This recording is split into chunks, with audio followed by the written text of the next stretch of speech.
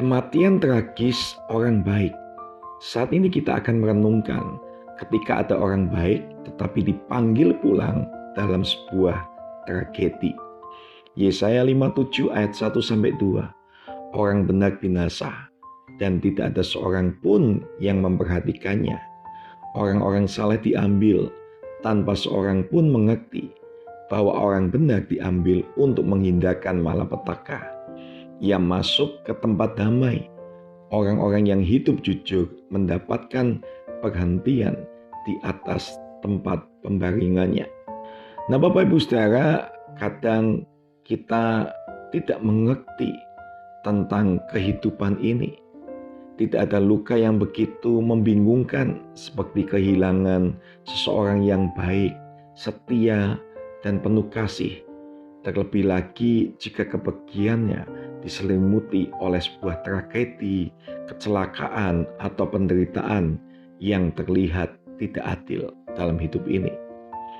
Saat hal seperti ini terjadi, kita seringkali tergoda untuk bertanya, di mana Tuhan itu? Bukankah Dia berjanji tidak akan memberikan rancangan kecelakaan? Mengapa tidak orang jahat saja yang mati lebih dulu? Kalau Tuhan itu baik dan berkuasa, mengapa Dia tidak bisa mencegah hal ini? Pertanyaan-pertanyaan ini tidak salah. Bahkan Alkitab penuh dengan seruan seperti itu. Dari Ayub yang kehilangan segalanya, sampai pemazmur yang berseru, sampai kapan Tuhan? Tuhan tidak tersinggung oleh pertanyaan yang jujur ini. Karena ketika hati kita remuk, Tuhan tidak meminta penjelasan dari kita. Dia menawarkan pelukannya kepada kita, Bapak Ibu Saudara. Nah, mengapa orang baik bisa mati secara tragis? Yang pertama, karena dunia ini rusak oleh dosa. Kita hidup di dunia yang jatuh.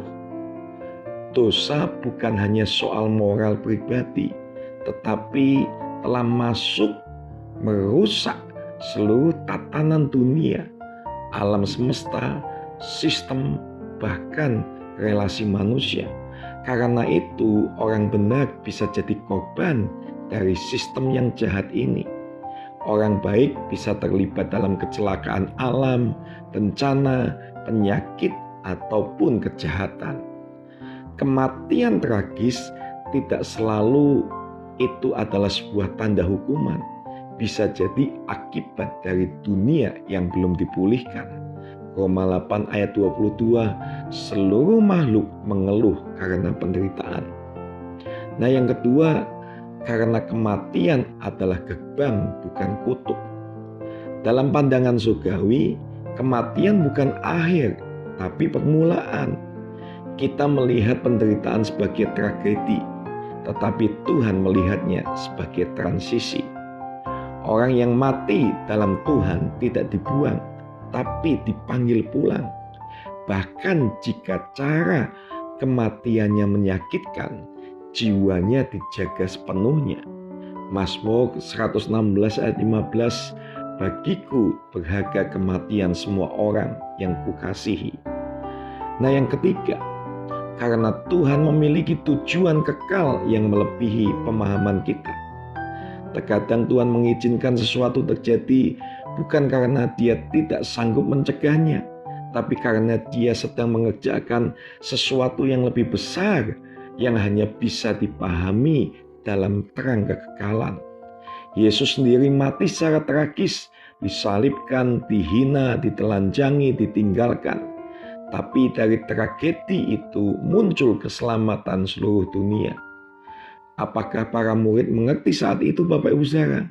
Tidak. Mereka hancur hati. Tapi Tuhan sedang menyusun rencana kekal. Nah, di dalam tangis kita, Tuhan itu hadir. Kabar baiknya adalah Tuhan tidak hanya melihat penderitaanmu, tapi hadir di dalamnya. Yohanes 11 ayat 35 mengatakan Yesus juga pernah menangis di depan kubur Lazarus. Walau ia tahu sebentar lagi akan membangkitkan dia, tetapi Yesus tetap menangis. Mengapa? karena kesetiaan manusia bukan hal kecil bagi Tuhan. Dia adalah Allah yang bukan hanya maha kuasa, tapi juga maha empati. Nah, ada sisi yang tak terlihat dari sebuah tragedi. Kadang kita tidak akan pernah tahu sepenuhnya mengapa orang baik bisa dipanggil pulang secara tragis. Tapi dalam iman kita bisa melihat beberapa hal yang mungkin sedang dikerjakan oleh Tuhan. Yang pertama, kesaksian yang besar. Seringkali kematian orang benar menjadi kesaksian yang menggerakkan banyak jiwa untuk kembali kepada Tuhan. Cara mereka hidup dan cara mereka menghadapi kematian menjadi terang bagi banyak orang, Bapak Ibu Saudara. Yang kedua, Tuhan melindungi dari kejahatan yang akan datang. Yesaya 57 ayat 1 menunjukkan bahwa kadang orang benar diambil sebelum malapetaka yang selanjutnya terjadi, sebagai bentuk perlindungan ilahi yang tidak kita mengerti sekarang ini. Nah, yang ketiga, pemurnian iman orang-orang yang ditinggalkan. Kesedihan memang mengoyak, tapi juga memurnikan. Kita belajar mengasihi Tuhan bukan karena Dia melindungi kita dari rasa sakit, tapi karena Dia tetap setia di dalam rasa sakit itu, Bapak Ibu Saudara. Perlu kita mengerti bahwa Tuhan itu tidak pernah gagal dalam kehidupan kita.